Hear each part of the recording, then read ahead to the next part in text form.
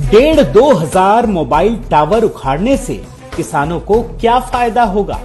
क्या सिम के बहिष्कार करने से किसानों की एमएसपी को संवैधानिक दर्जा मिल जाएगा? क्या स्वदेशी ब्रांड जैसे पतंजलि को कमजोर करने से किसान संपन्न हो जाएंगे?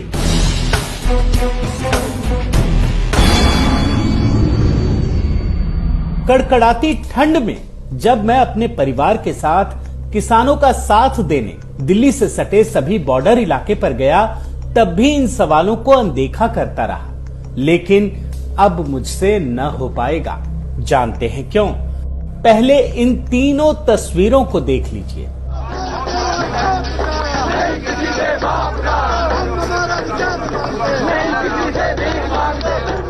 इन तीनों तस्वीरों में किसान तो हैं, आंदोलनकारी भी हैं, लेकिन इन तीनों के हाथों में एक विशेष प्रकार का झंडा है।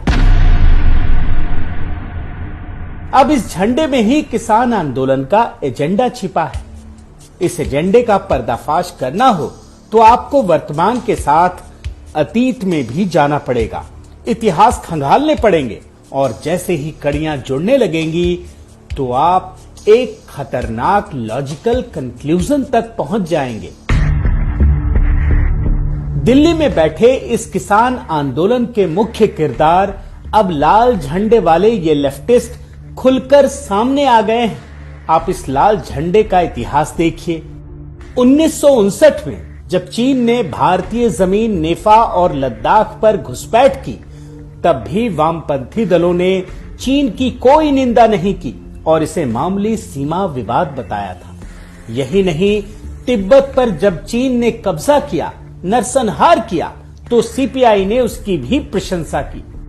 1962 में भारत चीन युद्ध के समय लेफ्टिस्टों ने किस प्रकार देश को धोखा देकर चीन का साथ दिया, यह हम सबको पता है। इन लाल झंडे वालों ने देश के जवानों को खून तक देने से मना कर दिया था।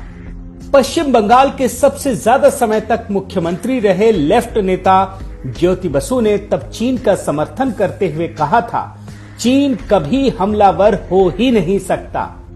इतना ही नहीं, हाल ही में गलवान में चीन के साथ खूनी भिड़ंत के समय भी कम्युनिस्टों का रवैया भारत विरोधी रहा है। Communist party of India Marxist के बांग्ला मुखपत्र गणशक्ति ने अपने पहले ही पन्ने पर भारतीय सेना के बलिदान का माखौल उड़ाते हुए उन्हें ही दोषी ठहराया। अब देखिए इस किसान आंदोलन में लेफ्ट और माओवादी क्या गुल खिला रहे हैं। 10 दिसंबर को बीकेयू एकता उग्रहान ग्रुप के किसानों ने मांग रखी कि कोर्ट द्वारा जेलों में बंद किए गए सुधा भारद्वाज, वेर्नॉन गोंजाल्वेस और वारवरा राव को रिहा किया जाए। इन लोगों की देशद्रोही हरकतों से आप जरूर परिचित होंगे। और हाँ, इन पोस्टरों में उमर खालिद और शर्जिल इमाम की रिहाई की भी मांग की गई। अब इन लाल झंडे वालों की असली हरकत पर आइए। इन्होंने अपने एजेंडे में कांग्रेस को भी शामिल कर लिया है। आज भी गलवान में खूनी भिड़ंत के बाद लेह लद्दाख में क्रिटिकल सिचुएशन बनी हुई है। भारतीय सैनिक विपरीत परिस्थितियों में कार्य कर रहे हैं। ऐसे में लाल झंडे वालों की मदद पंजाब की कांग्रेस सरकार ने की है। इन लाल झंडे वालों ने पंजाब में कांग्रेस सरकार की मदद से देश के सैनिकों तक रसद पहुंचाने को रोकने का कार्य किया है। रेलवे ट्रैक खाली कराने के बजाय पंजाब में किसानों को भड़काया गया और ट्रेनों को रोकने के लिए उकसाया गया। इससे सैनिकों तक रसद पहुंचाने में भारतीय सेना को बड़ी मुश्किलों का सामना करना पड़ा। सभी जानते हैं कि पूरी दुनिया में 5G नेटवर्क में चीनी कंपनी हुएई का वर्चस्व है। सिर्फ भारत की कंपनियां ही उसे टक्कर दे रही हैं। लेकिन इन सब के बीच ये लाल झंडे वाले चीनी कंपनियों को फायदा पहुंचाने के लिए किसान आंदोलन की आड़ में काम कर रहे हैं। ऐसे लोग भारतीय कंपनियों के खिलाफ न केवल माहौल बना रहे हैं, बल्कि उनके टावर तक तोड़ रहे हैं, सिम का बहिष्कार कर रहे हैं, ताकि चीन की कंपनी हुएई को फायदा पहुंच सके। आज जब देश आत्मनिर्भर भारत के अभियान को आगे बढ़ा रहा है, तब भारतीय प्रोडक्ट को नुकसान पहुंचाने वाले लोग कौन हो सकते हैं?